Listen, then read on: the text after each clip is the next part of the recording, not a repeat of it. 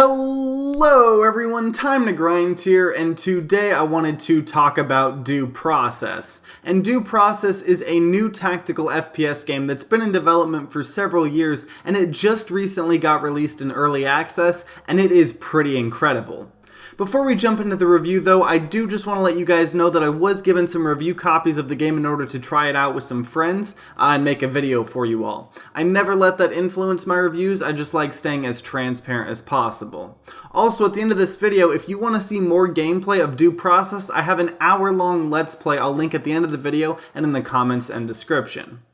So Due Process is a shooter that plays a lot similar to Rainbow Six Siege. You have teams of 5 taking turns attacking and defending a single bomb site. The thing is though, is this game has an incredibly interesting gimmick that makes it super unique. And that is the fact that every single map in the game is procedurally generated. And what that means is as of right now in the launch of early access, there's 3 different themes for maps. And every time you get one of these map themes, instead of it being the same exact map every time, each map is actually just completely different. The layout changes. So each map has several like tiles or puzzle pieces or whatever you want to call them that you might recognize after playing the game for a while, but how they're put together is kind of procedurally generated. And so this causes you to not just have to learn a small amount of maps really well like in CSGO or Rainbow Six Siege, but instead you have to learn to adapt to all the different types of map layouts. And so how the creation of the maps work is that every week roughly 20 new maps are added to the game that are procedurally generated, and sometimes maps are taken out if they're way unbalanced or old, but normally there's over 100 maps in the pool. And this will probably get larger as the game gets developed more and more tile sets get released.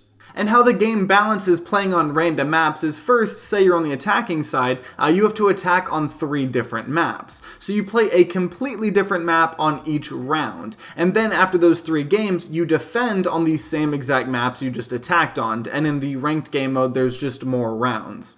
So both teams have to defend and attack on these randomly selected maps, which makes it fair and it keeps the game fresh, honestly. And so overall, this gimmick in itself is the absolute coolest thing about the game. There's some other awesome things this game does as well that I will touch on in a second, but I had to gush about this main feature because it makes the game feel so fun and unique. A lot of times games have random gimmicks, and if it doesn't stick and the core gameplay isn't that fun, it's really easy for the game to flop. But in this game, the gimmick is solid and the core gameplay itself is solid as well. So talking more about the core gameplay and the other features the game has, the first thing I want to talk about is just the gunplay in itself. And overall, the gunplay to me is solid. I don't think it's like the best gunplay ever and it's revolutionary or anything like that. But you know, with tactical FPS games, I think you can get away with that a little bit, just because in my opinion, you know, the games are more about positioning and breaching and things like that. So the gunplay feels as responsive as it needs to. You know, it feels maybe a tad clunky just here and there with some of the weapons, but it's not that bad at all. And so the other thing I want to talk about is how the weapon economy works in the game. In CSGO, you know, you have to buy weapons and there's like a literal economy in the game that's super important, and that was one of my favorite things about playing CSGO. And Due Process kind of has a middle ground between that and just, you know, any other FPS game. So when you first spawn in, either as the attackers or defenders, you have a ton of weapons, ammo, and equipment to choose from. However, you want to not just take as much as you can because all you see is all you have between the 3 rounds you play on attacking and then defending. So this makes your team make difficult decisions. You know, do you take a breaching charge this round and try to breach a wall, or do you try to save it for one of the future rounds? Should you take some shotguns or rifles on the map? You know, you got to kind of look at the map and see, you know, what you're really going to be needing on the map and what you should be saving.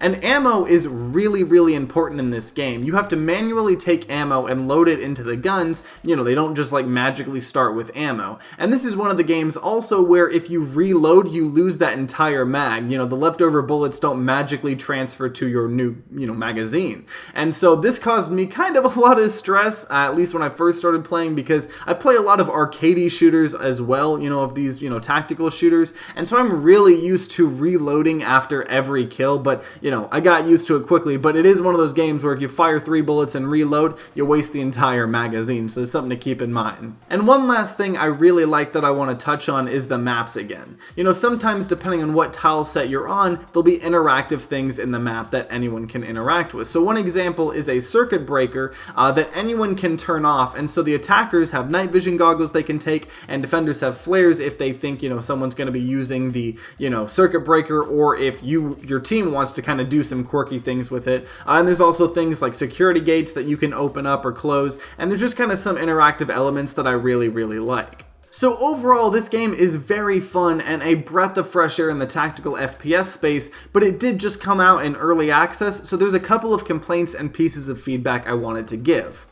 First of all, this game absolutely needs a mini-map. Because the maps keep changing layouts every single round, it's so hard to figure out where you are sometimes, especially when you first start playing the game. And as the defenders, you can choose where you will spawn in the map, but that doesn't matter sometimes because I got so confused as, you know, as soon as I would spawn, I just didn't know what direction I was facing, I didn't know where they were going to be spawning from, and I'm sure this gets better the more and more you play, but I truly believe this game 100% needs a mini-map, and I will stand by that.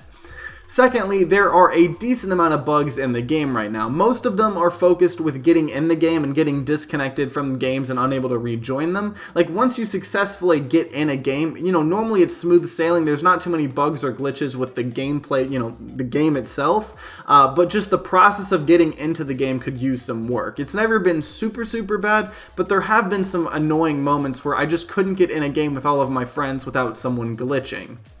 Also, lastly, I kind of want to talk about the price point of the game and the player base. As of recording this video, there was a 24-hour peak of over 1,000 players, which is great, but I worry the longer the game is out, the $25 asking price of the game is going to make the player base dwindle a little bit. I understand not wanting to go free to play, especially when you've, you know, spent so many years in development, but for some smaller, you know, FPS games, it really can help a player base. So if it ever needs to get a boost in the player base, I would definitely recommend, you know, going free to play and, you know, monetizing with some, you know, cosmetics and stuff, because I know they are planning on doing some, you know, customization. So, you know, overall $25, I think the price is a little high, but it seems to be doing great for now, and it does have an interesting gimmick to get people buying the game.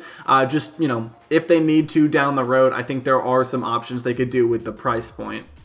And so overall, Due Process is an incredible tactical FPS game that I would highly recommend to any fan of Rainbow Six Siege or CSGO or any other tactical FPS games. The gimmick of procedurally generated maps is super entertaining, and the core gameplay really complements the gimmick. And like I said earlier, if you want to see me play in Due Process even more, I have a Let's Play out that I released before this review where I played 2 games with a squad while we were all kind of learning the game and stuff like that, so check that out if you are interested as well. And if you have played Due Process or just from watching gameplay, I would love to hear your guys' thoughts in the comments down below.